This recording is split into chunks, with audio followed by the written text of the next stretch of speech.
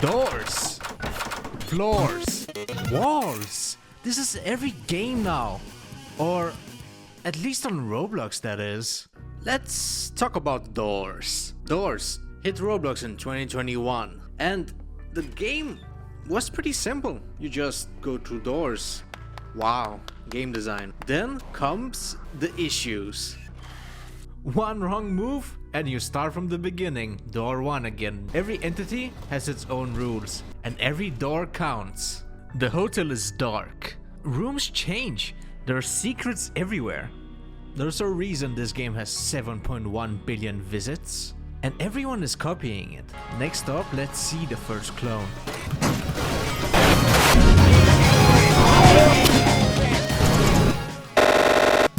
Grace!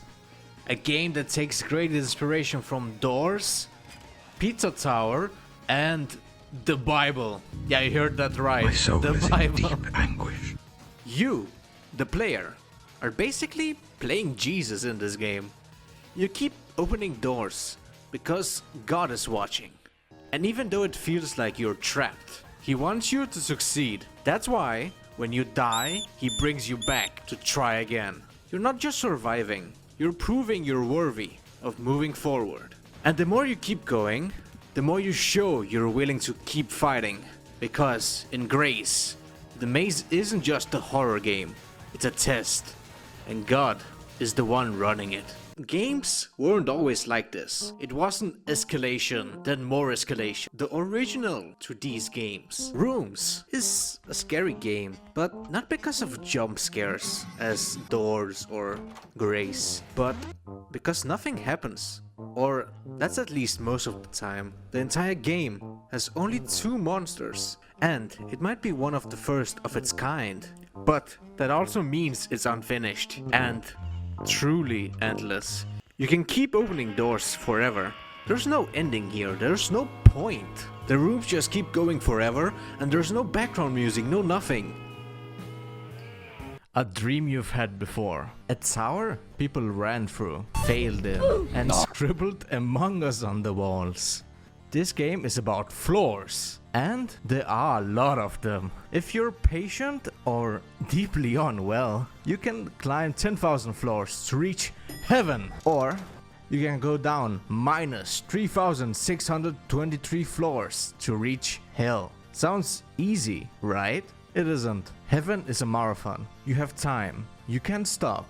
If you don't mess up, it takes about 6 or 7 hours.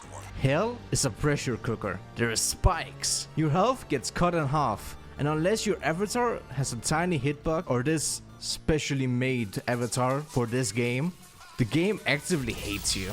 Same game, same floors, completely different kind of suffering.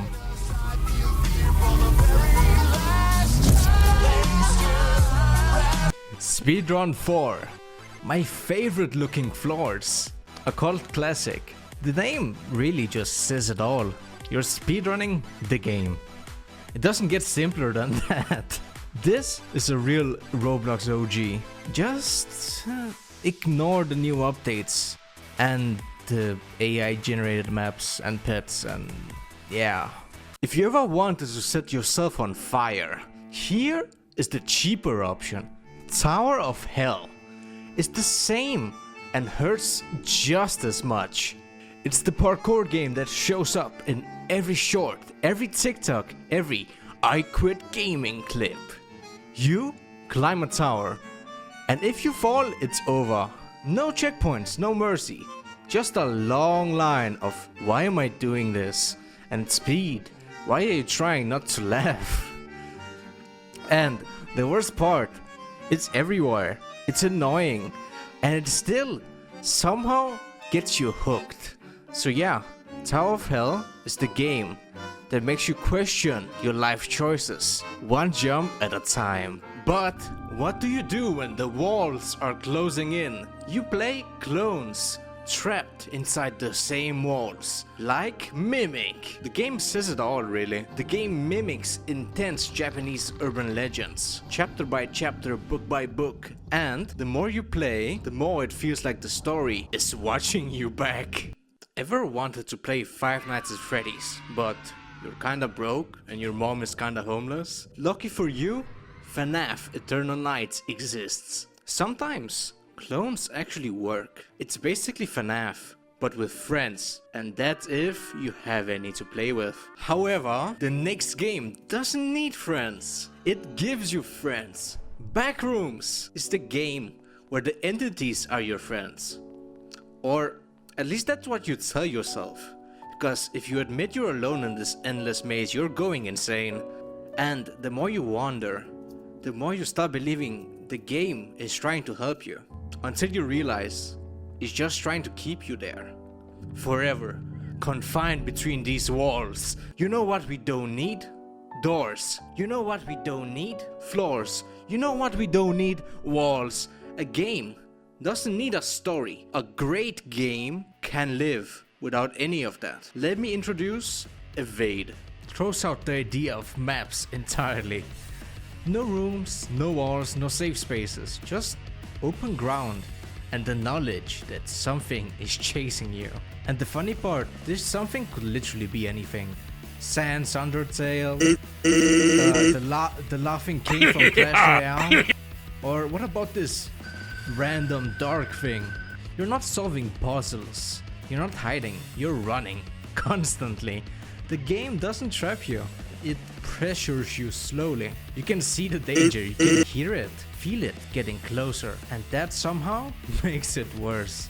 Evade isn't about escape, it's about how long you can keep moving before you mess up. Dead Rails takes that to a whole new level. If you mess up, you can reset hours of progress in this game. Dead Rails is a straight line to panic. You're stuck on this track, always moving forward, with no real control over what enemies you will see or what's gonna happen. The only thing you can do is fuel this train. There's no hiding, there's no turning back. The fear comes from the momentum. The game keeps pushing you ahead, whether you like it or not. You're not just surviving, you're being delivered to the final boss. Now, if you don't like bosses and you just, wanna drive your car, Dusty Trip is just a strange empty world with some minor things to fix your car. It doesn't pretend to be deeper than that. It doesn't need to explain itself. It's that simple. There is a road and you will drive on it until your car. I can't move it anymore. I really hope you enjoyed the video, and if you have any other games to recommend, just post them in the comments.